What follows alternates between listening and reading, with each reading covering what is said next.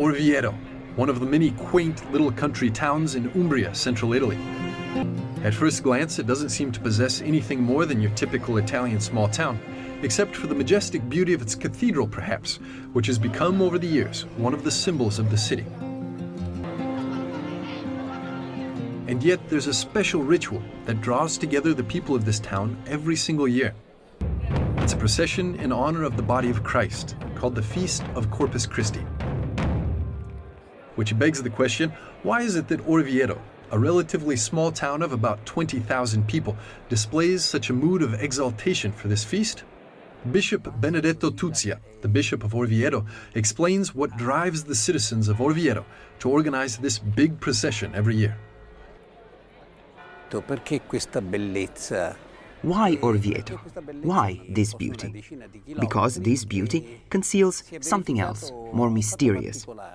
It's all about an incident that commemorates another incident that happened a couple of miles from here, not very far. It's the alleged story of a German priest who was going through hard times and who started questioning the mystery of the Eucharist. This doubting priest followed the counsel of his confessor and made a pilgrimage to Rome to the tombs of the apostles. Along his way to the eternal city, the priest kept reflecting on the mystery of the Eucharist, and on the last stop of his pilgrimage, at the small city of Bolsena, he celebrated a Mass that was to completely change his life.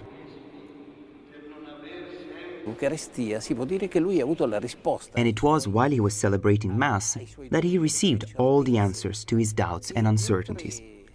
Because while he was doing that, before breaking the sacramental bread to hand it around, blood spilled from it. It was as if the two pieces of bread had become live flesh, from which blood started to ooze. The priest was so impressed by what had occurred that he couldn't finish Mass, and awestruck hid the pieces of the body of Christ in the sacristy. Immediately afterwards, he went to see the local bishop to let him know of the occurrence. The Bishop of Bolsena then brought the corporal with the miracle to the city of Orvieto, because at that time Pope Urban IV resided there. An interesting fact is that St. Thomas Aquinas was also at Orvieto at the same time, and was probably one of the first people to admire the Eucharistic miracle. And so it was that in 1264, with the bull Transiturus de Hoc Mundo, Pope Urban IV established the feast in honor of the Most Blessed Sacrament for the whole Universal Church.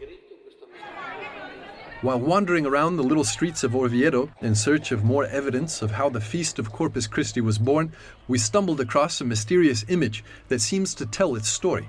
It's a 17th century tapestry by an unknown artist.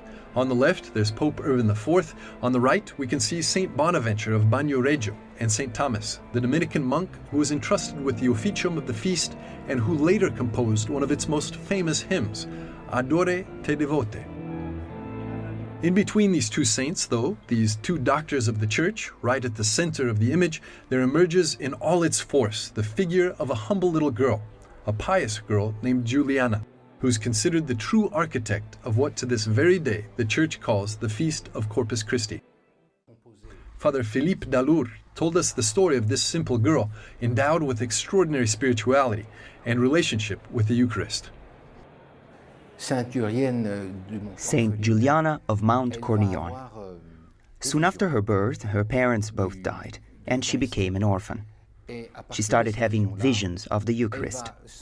And from these visions, she felt a desire to promote a feast of the Eucharist. Later on, when she became a prioress, she felt the need to communicate her intentions, which in her opinion came right from heaven, to the Bishop of Liège and to various other important people of the area, among whom the Archdeacon Jacques from Troyes, who would later become Pope Urban IV. It's indeed a very beautiful thing that Orvieto is the custodian of this mystery. But even more striking to me is the fact that this mystery goes through women, female figures. It's them who pushed and finally persuaded the Pope to use this moment and establish it as a celebration of the Eucharist, of the Corpus Christi.